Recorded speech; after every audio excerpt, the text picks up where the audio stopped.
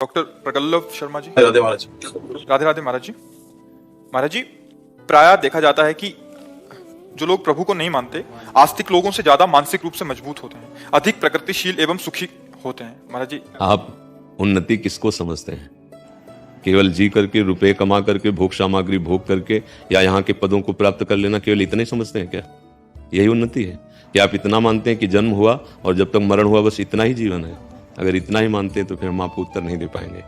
अगर आप ये मानते हैं कि जीव भगवान का अंश है और वो बहुत काल से अपने कर्मानुसार भ्रमित होकर के भटक रहा है, इस बार उसे मनुष्य का जन्म मिला है कि वो ऐसे सत्य आचरण करे जिससे समाज को भी सुख हो, अपने को भी सुख हो और अपनी सदगति हो जाए, हम भगवत तत्व को जान जाए या भगवान को प्राप्त हो जाए। आप डॉक्टर हो, बहुत बुद्धिमान हो गए, क्योंकि डॉक्टर तो बुद्धिमान होते हैं। कि आप अपने को जान पाए हो आज तक? फिर आपकी बुद्धि कितनी बुद्धिमान है आप खुद अनुमान लगा दीजिए। ये हम आपको नीचा दिखाने के लिए नहीं बोल रहे, आपके प्रश्न का उत्तर दे रहे हैं। जो आपकी बुद्धि ने पार्थिव महिमा को देख करके भागवतिक महिमा पर लघुता का भाव देखा। आप डॉक्टर हैं, आपके पास कोई आज तक मशीन है? भारत अमेरिका कहीं भी आपने मन को देखा है? मन का एक्सरा, मन का अल्ट्रासाउंड, मन की कोई भी मशीन के द्वारा जांच की, हाँ ये मन फंसा, देखा है ना? तो है ना मन? आप ये मानते हैं ना कि बहुत जन्मों से हमारा जन्म हो रहा है? मानना पड़ेगा। इसलिए कि छोटा बच्चा जो गर्भ के बाद पैदा होता है, जब माँ के स्तन लगाए जाते हैं तो पीना किसने सिखाया? किसी डॉक्टर ने सिखाया, मास्टर ने सिखाया?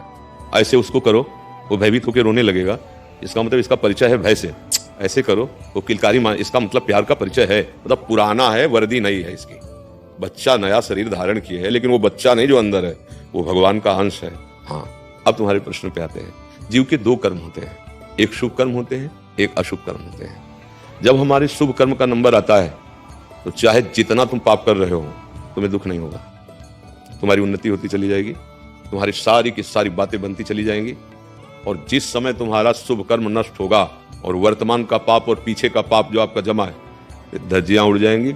ठीक से धर्मात्मा पुरुष अच्छे भाव से चल रहा है, कोई पाप नहीं कर रहा, पर पूर्व पाप का कर्म उसके ऊपर लागू हो चुका है। अब वो कितना भी सुकृत करे, अब उसको दुख, असफलता, विपत्ति ऐसा दिखाई देगा, पर वो हृदय से मजबूत होता चला जाएगा। सहता अगर उसको सही सलाहकार ना मिला तो टूट सकता है, नहीं तो हृदय से मजबूत होता चला जाएगा। और जिस दिन उसका वो पाप नष्ट हुआ और पीछे का सुकृत, द पुण्य, और इस समय का सुकृत, एकदम वो प्रकाशित हो जाएगी। ये कल ये दुकान में बैठे अमुक कार्य कर रहा था, आज ये हो गया। समझ रहे हो? ये कर्मों का हिसाब है। एक जैसे किसी को आखिरी बिल्डिंग पे ऊपर चढ़ाया जा रहा हो अपराधी को, तो ये मत समझो कि इसको हवा देने जा रहे हैं, ऊपर से पटकने जा रहे हैं नीचे। तो पापाचारी को जब आप उन्नतिशील देखना ना, तो समझ लेना ये ऊंचाई से जाके ऐसा पटका जाएगा, किसी काम का नहीं रहेगा। तो हमारी बात प्रार्थना मान लीजिए, इस असत खिलौने को आप खिलौना मत समझिए। दूसरे उदाहरण में आप ज्यादा बुद्धिमान है इसलिए समझ सकते हैं। आपको जैसे इस देश में भेजा गया है, यहाँ सब कुछ आपके पास है, लेकिन जहां से भेजा गया उस देश में जब आपके जाने की तैयारी होगी तो यहाँ का एक बाल भी नहीं ले जा पाओगे। बुद्धिमान कह जाओगे? यहां से जब तुम्हारा ट्रांसफर होगा तो यहाँ का एक बाल भी नहीं ले जा सकते तुम, सुई की नोक भर कुछ नहीं ले, तो बुद्धिमान कह जाओगे? पूरे जीवन भर कमाया, सब संबंध बनाए, रिश्ते नाते, और जब चलने का समय आया तो ये कपड़ा भी उतरा लिया गया, ये भी उतरा लिया। अब क्या बचा? जीवन। अब जो पाप और पुण्य कर्म के वो भोग सत्संग के द्वारा जब सावधान हो जाता है कि नहीं। एक बार हम कहीं सुनाया सत्संग पे कि जब सिकंदर अपना नक्शा, तो कुछ साधु सामने, जब उसका पूरा समाज आ रहा था और वो विजय श्री को गर्व प्राप्त किए हुए, तो आके ऐसे नाच रहे थे साधु। ओ बात बन गई, बात बन गई, ऐसा बलवान तो देखा नहीं। जिसकी प्रशंसा की जाए तो फिर आदर भावना बनती है। उतरा, फकीर थे तो सलाम किया उसने, क्या चाहते हो? तो उनका, आप तो बादशाह हो, बड़े वीर हो, हमारे फटे कपड़े रहते हैं तो हमारे पास एक सुई धागा है, उससे सिल लेते हैं, तो जब परलोक जाएंगे तो वहां ये सुई धागा हमें आप दे देना। तो उनका, तुम पागल हो क्या? कहीं परलोक में कुछ जाता है? बोले सच्ची तुम्हें पता है? बोले तो फिर क्यों इतनी हिंसा करता है, फिर क्यों ऐसा करता है? जब सुई धागा भी नहीं जा सकता तो तू ये क्या वैभव, क्या ये रत्न सब लेके जाएगा? होश उड़ गए और उसने अपने आदमियों से कहा जब सिकंदर का शरीर छूटे तो विमान से ऐसे हाथ निकाल देना कि कुछ सिकंदर लेके नहीं जा रहा है।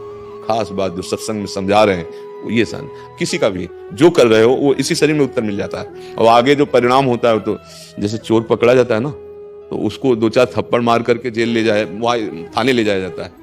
पर अब ये 2-4 थप्पड़ उसके दंड नहीं हुए, असली तो धुनाई जो होगी वो अंदर होगी, और वो भी उसका पूरा दंड नहीं हुआ। फिर इसके बाद उसके कपड़े ठीक करके उसको दवा खवा पिया के एकदम, और फिर उसको हथकड़ी डाल के, ये भी नहीं हुआ। इसके बाद सालों मुकदमा चलेगा, फिर आजीवन कारावास।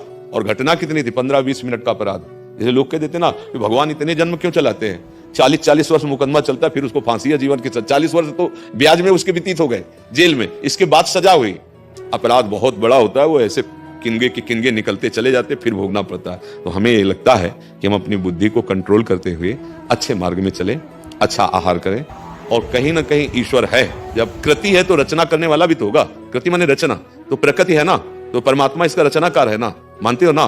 तो उसकी शरण हो जाए, और वो कहीं और दूर नहीं, आपके हृदय में ही है।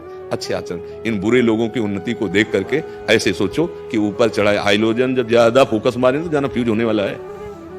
अपनी वाट से ज्यादा वो पावर से प्रकाश दे तो खुश मत हो जाना, वो फ्यूज होने वाला है। तो ये सब फ्यूज होने वाले हैं। मार्जिन का एक और था कि वो ज्यादा बुद्धिमान होते हैं, मानसिक रूप से ज्यादा मजबूत। हाँ, हम बताते हैं तुम्हें, उसका भी उदाहरण देते हैं। एक बच्चे को माता पिता रोज समझाते थे गेम मत खेल, पढ़ाकर। 12-13 वर्ष का था। एक दिन पिता ड्यूटी से आए, वो गेम खेल रहा था, मारा एक थप्पड़। इतनी बार कहा गेम मत खेला कर, तू पढ़ाई का समय है तेरे। वो अपने दोस्त से बोला जाएगा कि हाँ हमारे पिताजी ने तो हमें थप्पड़ मारा, कहा गेम ना खेला करो। हम तो बोले फिर क्या? बोले पिताजी की बेइज्जती करना चाहते हैं।